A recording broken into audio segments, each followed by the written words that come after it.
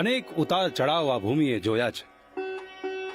દરેક મુખ્યમંત્રીએ ગુજરાતનું હિત સાચવ્યું છે. આ આદિવાસી પ્રદેશને એક નવી ઓળખાણ આપી તત્કાલીન મુખ્યમંત્રી અને આજના વડાપ્રધાન ગુજરાતના પનોતા પુત્ર શ્રી નરેન્દ્ર મોદીજીએ પાવાગઢ પર માં કાલકાના મંદિરનું નવનિર્માણ કર્યું. પંચમહાલ અમારું લીલી વનરાયુંથી શોભિત છે અને અમારું આ ગોધરા પહેલા ગૌધરા તરીકે જાણીતું હતું. આ હાલોલથી ગાયો આ ભૂમિ પર ચરવા આવતી. અરે અહીં તો હિડંબા વન, સુખી બંધ, કડા બંધ અને પાનમ બંધ આવેલા છે. શું આહ્લાદક નજારો હોય છે.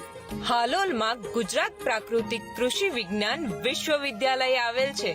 ગુજરાતી ફિલ્મ ઉદ્યોગનો લકી સ્ટુડિયો અને ટર્બાઇન બનાવવાનું કારખાનું. ગુજરાત પ્રાઇમ મૂવર્સ જળ શક્તિ ને વિદ્યુત શક્તિનું કેન્દ્ર હાલોલમાં છે. શિવપુર શહેરા સદીઓથી ત્યાં શ્રીગોંડ કહેવાતા 4 વેદોના જાણકાર બ્રાહ્મણો ને પંડિતો વસે છે. તેમજ ચાંદડગઢ ખોડિયાર માતાનું મંદિર ખૂબ જ જાણીતું છે. તો ભગત બાપા મોરવા હડફ? મોરવા હડફ ત્યાં કબૂતરી નદી, હડફ નદી અને પાનમ નદીનું ત્રિવેણી સંગમ છે.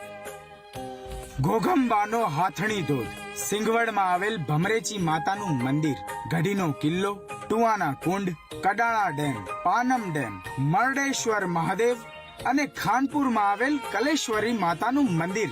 વર્ષ 2015માં ગોધરા પાસે વિંજોલ ખાતે ગોવિંદ ગુરુ યુનિવર્સિટી શરૂ કરવામાં આવી છે, જે આદિવાસી વિસ્તારની પ્રથમ યુનિવર્સિટી છે અને જાણીતા રંગઅવધૂત મહારાજની જન્મભૂમિ પણ ગોધરા છે. અરે છોકરાઓ, પાવાગઢ ફરો, ચાંપાનેર જુઓ, ગોધરાનું પ્રચલિત ગણેશ મંદિર, હાલોલમાં જૂનું રુદ્રમહાલ, વડા તળાવ, હાલોલ તાલુકાના મલાવ મુકામે યોગાચાર્ય કૃપાલ નંદજીનું સમાધિ મંદિર, માચીની જૂની પગદંડીએ ખાપરા ઝવેરીનું મહેલ, બુઢિયો દરવાજો, 7 કમાનો, કબૂતરખાના, ધાબા ડુંગરી તમે જીવનભર યાદ રાખશો તેવા યાદગાર સ્થળો છે.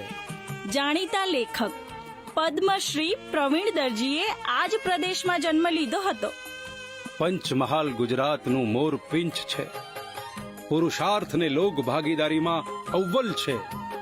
આ પ્રદેશના લોકો ભોળા, પરિશ્રમી અને ઉત્સવ પ્રેમી, મેળામાં મહાલતા હસમુખા વનપ્રેમી કહેવાય છે.